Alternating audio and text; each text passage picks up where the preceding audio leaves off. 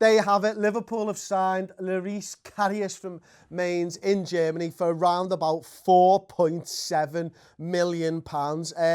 He was in Liverpool, of course, for his medical early on in the week, and Liverpool have tied up a deal. He'd already apparently agreed personal terms, and he will compete with Simon Mignolet for Liverpool's #1 spot heading in to the 2016-17 season. Now, I know a lot about German goalkeepers, like loads, but just to round off my knowledge, I checked all the YouTube videos. Of course, I knew loads about him already. I could tell you which footed he was and everything. I've looked at his score stats, but I needed to see him. I'm joking. I needed to see him for myself. So I did scour YouTube and search out all the Loris Karius YouTube highlights compilations. And what I realised, having done this, is that you kind of need to see a compilation of all goals conceded by Mainz to draw a proper conclusion on a goalkeeper. Because look, let's be honest, Simon Mignolet will look great on a highlight reel, and that's basically what YouTube has, is just highlight reels of great saves.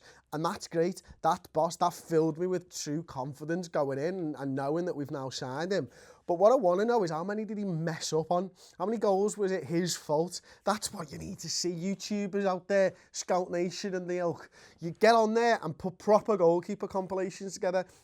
That being said, there was a few really good ones, and it was more centred around his appearance against Bayern Munich and Borussia Dortmund, and it showed you all of his touches during those games. And what I noticed from those videos, and you can't draw loads of knowledge, and I know that, but my German football isn't up to scratch, to be honest with you. I have a young family.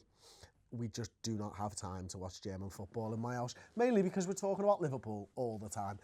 But, you know, what he seems to me is, he seems to move in the same way as like a Joe Hart. He seems to be really quick off his line, which I like to see in a goalkeeper, especially because we've had Simon Mignolet for so long now. He seems to have a really strong wrist. Don't know what that's from, but, you know, he's definitely got a strong wrist for punching the ball, of course. Look, he looks like a good goalkeeper, to be perfectly honest with you. He's ranked as one of like the top 3 goalkeepers in Germany at the moment. And when you got the likes of Timo Horn and Manuel Neuer in that league as well, it's obviously a good thing. And I think the one thing that really does fill me with confidence, it's not the YouTube videos, it is the fact that Jurgen Klopp wanted him at Liverpool Football Club. That's what fills me with confidence for 2 reasons, I suppose. Firstly, I trust Klopp implicitly, and I trust this football club in his hands, and I will never argue. I will question some of his decisions, but not on signings, especially not coming from his old club, the team that he still supports, Mainz. Why would you? Because he will have watched that goalkeeper a lot, and if he's deemed him good enough for Liverpool Football Club, then boss, that's brilliant, and we need to get back behind him. And I think the other thing is, look, he's 22 years old. He should be competing with Simon Mignolet for this spot, but in my eyes, it's his to win. You know, if he performs admirably in pre-season, then he will be going in to this season as Liverpool's #1 goalkeeper, and that's the main thing.